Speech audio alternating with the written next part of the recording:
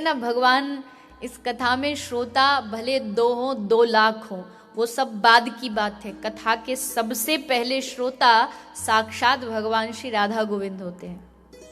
पहले ही time to time बैठ के वो सबसे पहले कथा सुनने आते हैं। और सुनते क्या है, अपनी लीला तो सुनते, अपने भक्तों का चरित्र उनको बड़ा पसंद आता है सुनने में।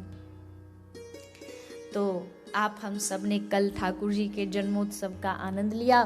आप सब ने नृत्य किया, खूब प्रसाद पाया, महोत्सव में खूब उत्सव में बधाइयां लुटाई गई, आपने बधाइयां प्राप्त करी।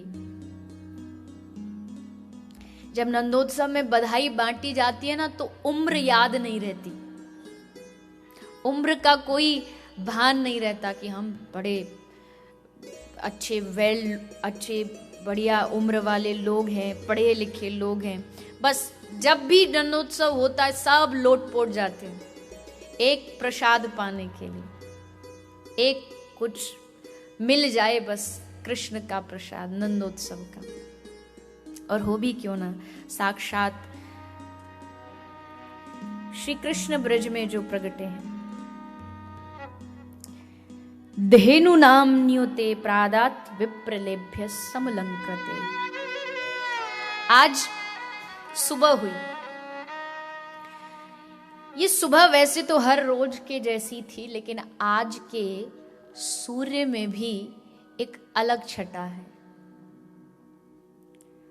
आज का ब्रज कुछ नया है, क्योंकि आज इस ब्रज में कौन आया है? कौन आया है? कन्हैया नहीं आया, गोविंद भी नहीं आया, गोपाल भी नहीं आया। नंद घेर आनंद भयो। ब्रज में आज आनंद आया है, और आनंद जहां आएगा तो जीवन तो आनंद से भरेगा ही भरेगा। इसलिए आज ब्रज में आनंद भयो है, आज आनंद की प्राप्ति भई है। थोड़ी ब्रज भाषा सुनोगे समझ आ जाएगी, आ जाएगी, कोई मुश्किल नहीं, कुछ नहीं, बस 2-3 गाली ऐड करनी होती है, गाली, वही ब्रज भाषा है। एक आध बार सारो, एक आध बार निपूते, बस ये 2-4 शब्द हो जाए, बोले ब्रज भाषा। कि कोई आदमी दिल्ली से वृंदावन की ओर जा रहा था, तो पूछा कि भैया वृंदावन कब आएगा? तो बोले जहां से तुझे गाली सुनने को मिल जाए समझ लेना वृंदावन का बॉर्डर चालू।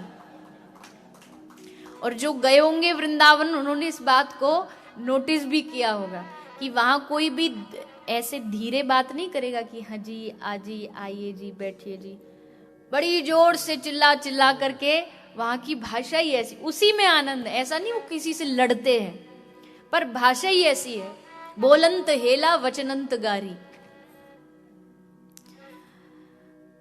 गोपियां भी जब कृष्ण को बुलाती थी तो अरे कृष्ण, अरे कन्हैया, ये सब कह के नहीं बुलाती थी। क्या बोलती थी? ए नंद के छोरा।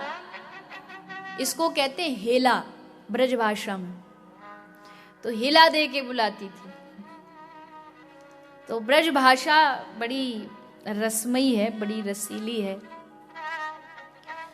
तो प्रातः काल सुबह भोर भई और कन्हैया की लाला की बुआ हुई, जिनका नाम था सुनंदा बुआ।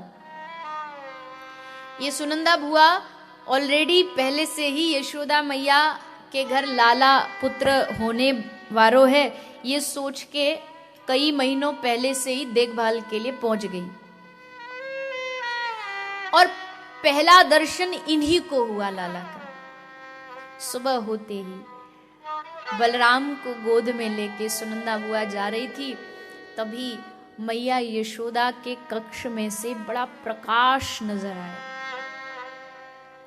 पहले तो समझ नहीं पाई कि ये बिजली, ये लाइट, ये आ कहां से रही है। नजदीक जाके देखी तो यशोदा मैया के पास में नन्नो सो नीलमणि के समान एक चमकता हुआ बालक सोया है। आहा, खुशी से भर गई, आंख में अश्रु और पांव बस दौड़ पड़े।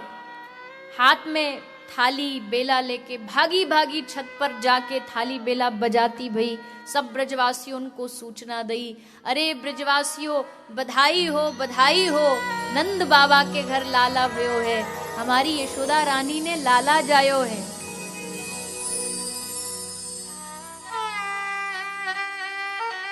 इतनी जोर ते आवाज लगाई। वैसे भी मायके में ननद की आवाज थोड़ी ज्यादा वॉल्यूम अप ही रहता है। ऐसी चिल्लाई कि पूरे ब्रज में हल्ला मच गए।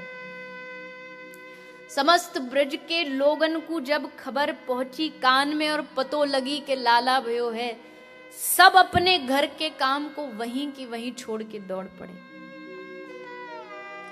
एक क्षण भी विचार नहीं आया कोई भोजन बना रही है तो भोजन वहीं छोड़ दिया। क्यों? आनंद आया है तो अब आनंद प्राप्ति का समय है।